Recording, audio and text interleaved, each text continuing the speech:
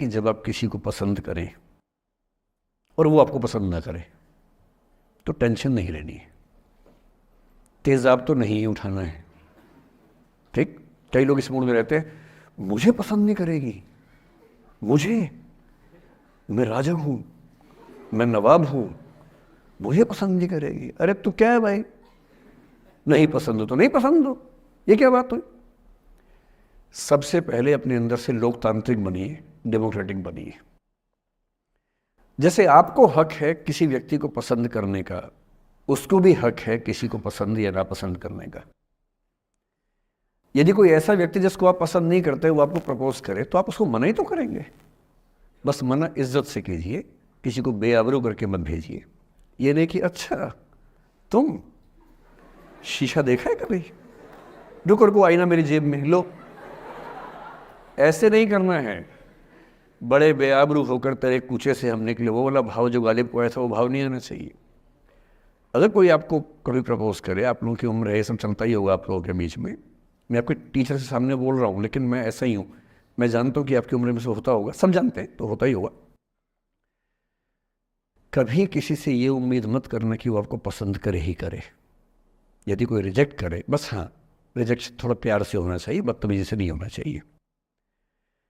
उसके अधिकारों का उतना ही सम्मान कर रहे हैं जितना आप अपने अधिकार का सम्मान करते हैं कि ठीक है भाई आपको मैं पसंद नहीं, कोई बात नहीं,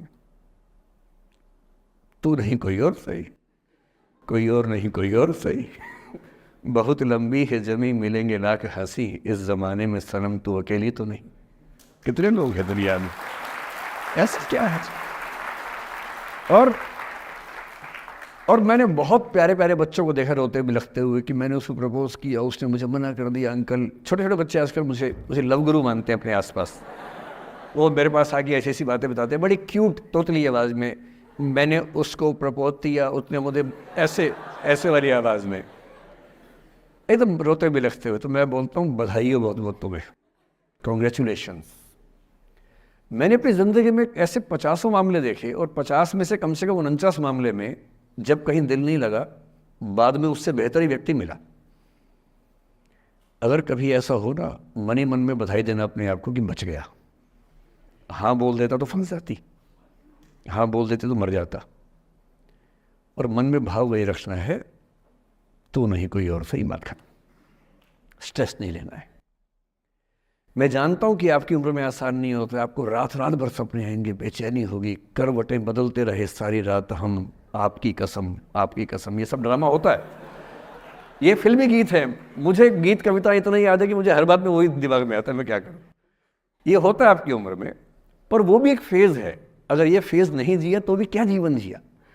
कभी कभी बेचैनी भी तो होनी चाहिए, वरना ज़िंदगी में मज़ा क्या है। अगर हर चीज़ लिनियर है, हर चीज़ फॉर्मुलाइज है, फिर मज़ा क्या है ज़िंदगी में। ये उठापटक, ये बेचैनी, ये घबराहट, ये तनाव, संतरास भी तो होना चाहिए कभी कभी ज़िंदगी में। इससे बुरी स्थिति तब होती है जब आप किसी रिलेशनशिप में हैं और वहाँ ब्रेकअप हो जाए, ये भी होता है। देखिए, मैं आपको बड़ी खरी खोटी सुनाने के मूड में हूँ। जिस तरह का प्रेम आप लोगों की पीढ़ी में होता है, मैं ये नहीं कहता कि आपकी पीढ़ी ख़राब है, हर पीढ़ी ऐसी होती है, बस ये कि आपकी पीढ़ी को सुविधाएं ज़्यादा मिल गई हैं।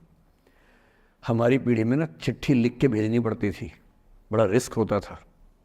चिट्ठी लिखो कागज़ पे, फिर एक डाकिया ढूंढो भरोसे का, वो भरोसे वाला कुरियर बॉय या कुरियर गर्ल जाके चिट्ठी वहीं दे के आए जहाँ हमने कहा है, ये भी डाउट कहीं किसी और को दे के आ जाए। या कबूतर से बात करो, कबूतर जा जा जा, पहले प्यार की पहली चिट्ठी साजन को दिया। कबूतर का क्या भरोसा किसको दे के आ जाए। लेकिन कितना तनाव था उस ज़माने में। आपके ज़माने में क्या है, सीधे व्हाट्सएप निकाला, खटाक से भेज दिया मैसेज, और नंबर किसी से मांग लिया 1 सेकंड में।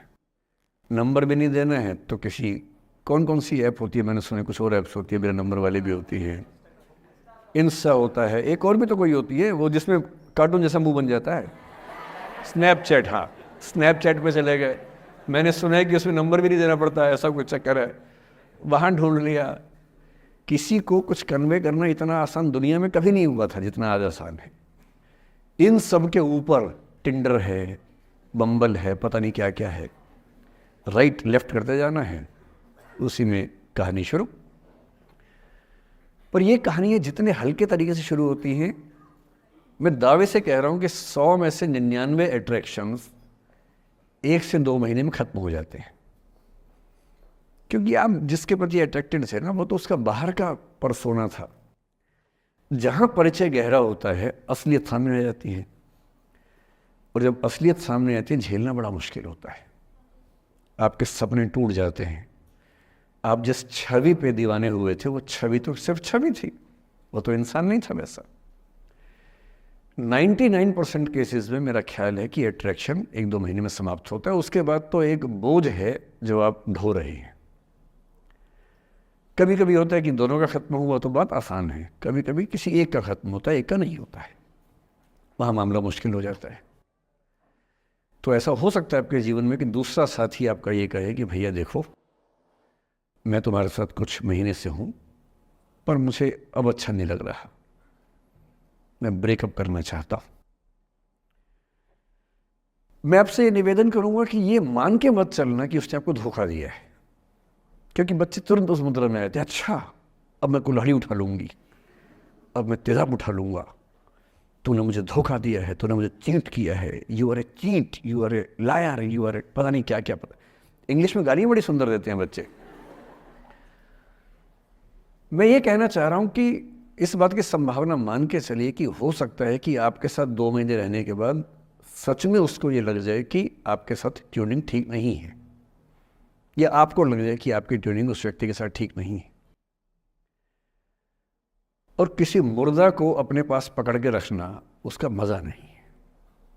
आप किसी को बांध तो लेंगे, पर जब उसका दिल आपके पास है ही नहीं, दिल विहीन लाश अपने पास टिका के रखना, एक मुर्दे को बांध के रखना, इससे बेहतर है जाने दो। बांधना नहीं, बांधते वो हैं जिनमें असुरक्षा बहुत ज़्यादा होती है। उस असुरक्षा से बचने का उपाय खुद को बेहतर बनाना है। आप इतने बेहतर हों कि आपको चाहने के लिए हज़ारों लोग हों। क्यों आप इतना डिपेंडेंट होते हैं कि इस एक व्यक्ति के अलावा मेरा कोई है ही नहीं दुनिया में? ऐसा क्यों सोचना है? और ऐसे ही मामले में ये करना है वो अफसाना जिसे अंजाम तक लाना ना हो मुमकिन, उसे एक खूबसूरत मोड़ देकर छोड़ना अच्छा। और ये खूबसूरत मोड़ कैसे होगा? अगर कोई जाना चाह रहा है तो आपके पास 3 ऑप्शंस हैं। एक, ना उसको अच्छे से बात करे ना ख़राब से बात करे, न्यूट्रल होके जाने दे।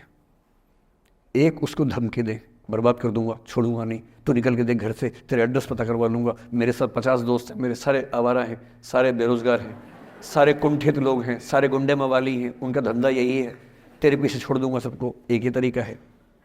और तीसरा ये कि ठीक है यार, ऑल द बेस्ट, जा सिमरन जा, जी ले अपनी ज़िंदगी। अरे ठीक है, हो सकता है मैं तुझे ठीक नहीं लगा, कोई बात नहीं, लेकिन किसी से मिलो तो बढ़िया से मिलना, तेरी ज़िंदगी अच्छी हो। मैं भी ढूंढ लूँगा किसी न किसी को, थोड़ी हेल्प कर दी हो, कहीं इंट्रो करवा दी हो मेरी भी, लेकिन ठीक है तू भी जा। ये होता है खूबसूरत मोड़ देकर छोड़ना अच्छा। चिपकू नहीं बनना है किसी के पीछे, ना बोरा जाना है कि तुम जाओ, मैं तो दीवाना, स्थायी दीवाना हूँ तुम्हारा। कोई जब तुम्हारा हृदय तोड़ दे, तड़पता हुआ जब तुम्हें छोड़ दे, तब तुम मेरे पास आना प्रिय, मेरा दर खुला है, खुला ही रहेगा तुम्हारे लिए। वाह! पहले के ज़माने में बेरोज़गारी का ये लक्षण था। हम जब छोटे थे ये गाने सुनते थे, हम ये सुन के बड़े हुए कि ऐसे ही करना पड़ता है शायद प्रेम में। तो हमारे स्कूल में लोगों ने इसका पैरोडी बनाई, जब कोई तुम्हारा सर फोड़ दे, तड़पता हुआ जब तुम्हें छोड़ दे, तब तुम मेरे पास आना प्रिय, ये क्लिनिक खुला है, खुला ही रहेगा तुम्हारे लिए, तो बस आ जाना। जब कोई तुमको सड़क पे छोड़ दे, गाड़ी अपनी वहाँ से मोड़ ले, तब तुम मेरे पास आना प्रिय, ये ठेला खड़ा है, खड़ा ही रहेगा तुम्हारे लिए। क्यों भाई, क्यों खड़े रहोगे? बेरोजगार हो क्या? अरे ठीक, जा सिमरन जा, जी ले, और मैं भी जा रहा हूँ जीने के लिए। ये दीवाना नहीं बनना है कि तुम मतलब मुझे ना चाहो तो कोई बात नहीं, किसी और को चाहोगी तो मुश्किल होगी। अजीब हाल है यार। तुम ठेकेदार हो कि तेरा ठेका मेरे पास है, नहीं तो किसी के पास नहीं है। अजीब हाल है। अरे ठीक है भाई, उसकी ज़िंदगी है, जीने दो उसको। क्यों किसी की ज़िंदगी में इतना हावी होने का प्रयास करना है?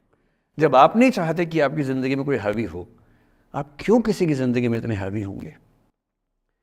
और जब बहुत दर्द हो ना, हमेशा दूसरे के पर्सपेक्टिव से भी सोच के देखिए कि उसको ऐसा क्यों करना पड़ा। क्या पता कोई मजबूरी हो, कभी कभी होती है।